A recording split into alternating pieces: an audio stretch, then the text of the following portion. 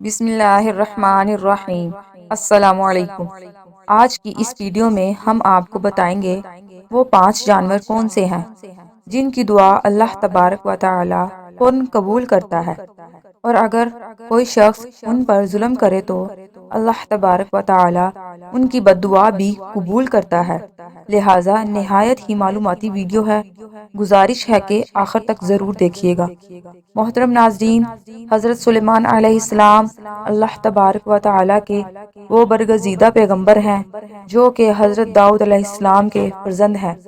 حضرت داؤد علیہ السلام کے انتقال کے بعد کم عمری میں ہی حضرت سلیمان علیہ السلام تخت نشین ہو گئے۔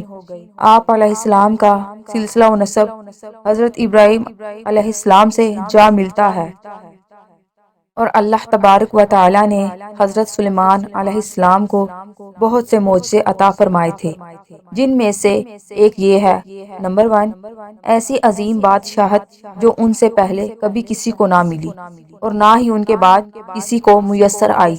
نمبر 2، انسانوں کے علاوہ جنات اور شیاطین کو بھی آپ علیہ السلام کے تابع کر دیا گیا تھا۔ نمبر 3، ہوا کو بھی حضرت سلیمان علیہ السلام کے تابع کر دیا گیا۔ حضرت سلیمان علیہ السلام اپنے تخت پر بیٹھ کر 1 ماہ کی مسافت صبح سے لے کر شام تک طے کر لیا کرتے تھے۔ نمبر 4، ان کے لیے پگھلے ہوئے تانبے کا چشمہ جاری کر دیا گیا۔ نمبر 5، ہر طرح کے جانور کو نہ صرف آپ علیہ السلام کا فرما بردار کیا گیا بلکہ ان کی بولی سمجھنے اور بولنے کی صلاحیت بھی عطا فرمائی۔ ناظرین کرام، حضرت سلیمان علیہ السلام فرماتے ہیں کہ جانوروں اور پرندوں میں سے کچھ ایسے ہیں کہ جن کی دعا اور بد دعا اللہ تبارک و تعالی فوراً قبول کرتا ہے۔ حضرت سلیمان علیہ السلام فرماتے ہیں کہ میں نے بہت سے انسانوں کو ان 5 جانوروں کی بد دعا لگتے ہوئے دیکھا ہے۔ اگر تمہاری کوئی دعا قبول نہیں ہوتی تو تمہیں چاہیے کہ ان 5 جانوروں کے ساتھ ایک کام ضرور کرو۔ اس کام کی برکت سے اللہ تبارک و تعالی تمہاری دعا کو ضرور قبول کر لے گا۔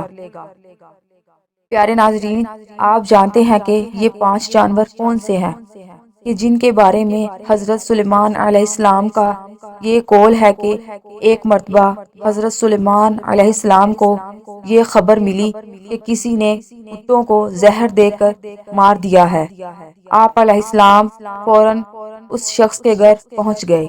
جب اس شخص نے وقت کے شہنشاہ اور نبی کو اپنے گھر میں دیکھا تو بہت خوش ہوا اور خوب خدمت میں لگ گیا۔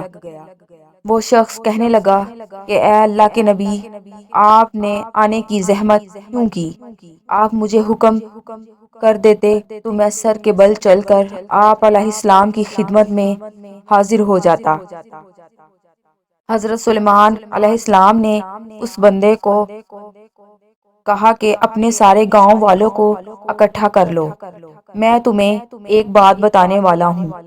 اگر تم میری بات پر عمل کر لو گے تو تمہارے آنے والی نسل سنور جائے گی، لیکن اگر تم میری اس بات پر عمل نہیں کرو گے تو تمہاری آنے والی نسلیں تباہ و برباد ہو جائیں گی۔ چنانچہ اس بندے نے سارے گاؤں والوں کو اکٹھا کیا۔ جب سارے اکٹھے ہو گئے تو حضرت سلیمان علیہ السلام نے فرمایا کہ 5 ایسے جانور ہیں اور پرندے ہیں جن کی دعا اور بد دعا اللہ تبارک و تعالی فوراً قبول کر لیتا ہے۔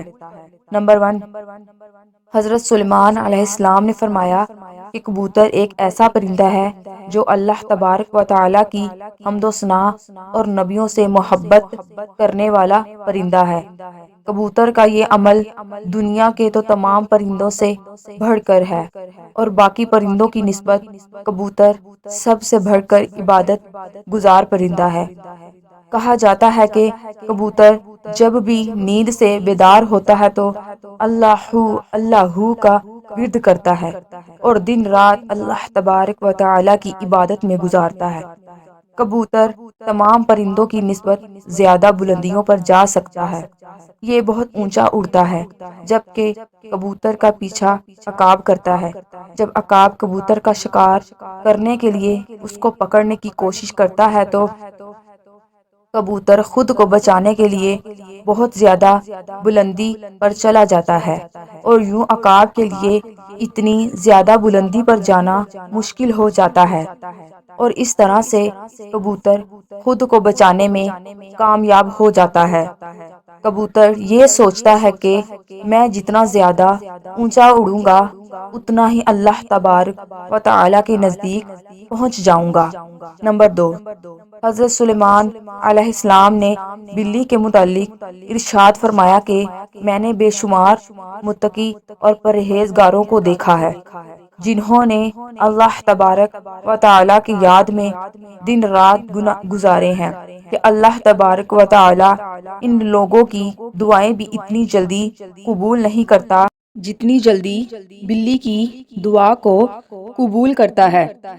بلی کی دعا اور بد دعا بہت ہی جلد قبول ہو جاتی ہے۔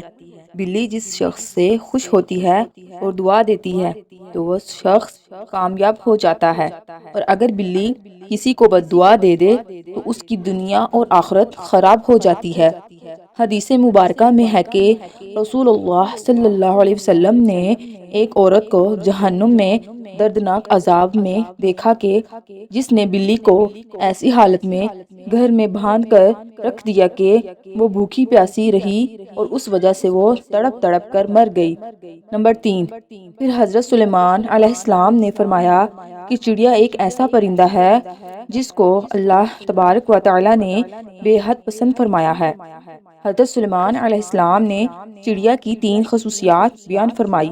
نمبر 1، جب چڑیا صبح سویرے اٹھتی ہے تو یہ اللہ تبارک و تعالی کی حمد و ثنا کرتی ہے۔ نمبر 2، چڑیا ایک بہت ہی معصوم پرندہ ہے، ان میں ذرا برابر بھی چالاکی نہیں پائی جاتی۔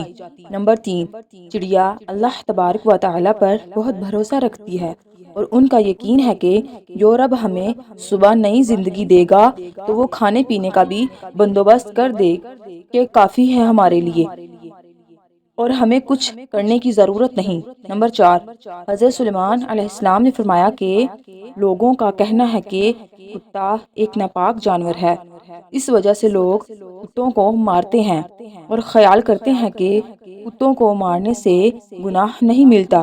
تاریخ میں ایسے بے شمار واقعات موجود ہیں کہ کتوں کو دکھ دیا ہے تو کتوں کی بد دعا سے اللہ تبارک و تعالی نے انہیں برباد کیا ہے۔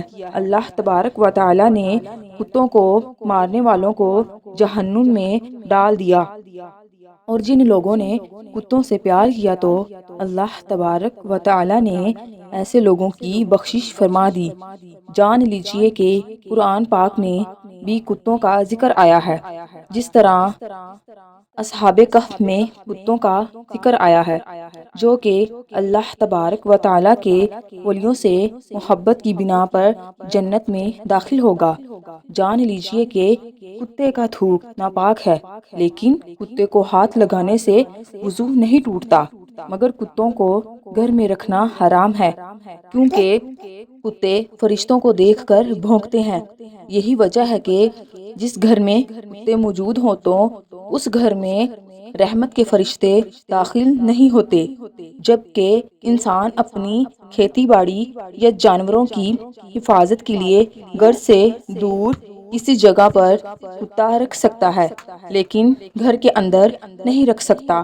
نمبر 5، حضرت سلیمان علیہ السلام نے فرمایا کہ ہم چونٹی کو ایک عام سا جانور سمجھتے ہیں اور اسے پاؤں تلے روند دیتے ہیں۔ آپ علیہ السلام فرمانے لگے کہ ہم لوگ اگر چونٹی کی اہمیت کو جان لیں تو کبھی بھول کر بھی چونٹی کو نہیں ماریں گے۔ قرآن کریم میں سورۃ نمل مکمل طور پر چونٹیوں کے بارے میں ہی ہے۔ قرآن پاک میں ہی یہ واقعہ بھی موجود ہے۔ حضرت سلیمان علیہ السلام اللہ تبارک و تعالی کے نبی تھے۔ اللہ تبارک و تعالی نے پوری دنیا کی حکومت انہیں عطا فرمائی۔ حضرت سلیمان علیہ السلام کا گزر ایک ایسے علاقے سے ہوا جہاں چونٹیوں کی بستی تھی۔ ایک چونٹی حضرت سلیمان علیہ السلام کے لشکر کو پاس آتے ہوئے دیکھتی ہے تو دوسری چونٹیوں کو بلند آواز میں پکارتی ہے کہ حضرت سلیمان علیہ السلام کا لشکر آ رہا ہے، حضرت سلیمان علیہ السلام کے لشکر سے دور ہو جاؤ، کہیں ایسا نہ ہو کہ تم سب حضرت سلیمان علیہ السلام کے لشکر کے نیچے آ کر کچلی جاؤ۔ اس پر حضرت سلیمان علیہ السلام اس چونٹی کی بات کو دور سے ہی سن کر مسکرا دیتے ہیں۔ جان لیجئے کہ چونٹیاں بھی انسانوں کی طرح ہی اپنی زندگی بسر کرتی ہیں۔ جدید ریسرچ سے بھی یہ بات ثابت ہوتی ہے کہ چونٹیاں بستی بنا کر رہتی ہیں۔ چونٹیاں زیادہ تر بستیوں میں اسی طرح رہتی ہیں جیسے انسان اپنے معاشرے میں رہتا ہے۔ حضرت سلیمان علیہ السلام نے ارشاد فرمایا کہ جو کوئی بھی چونٹیوں کو مارتا ہے تو اللہ تبارک و تعالی اس سے رزق کی دولت چھین لیتا ہے۔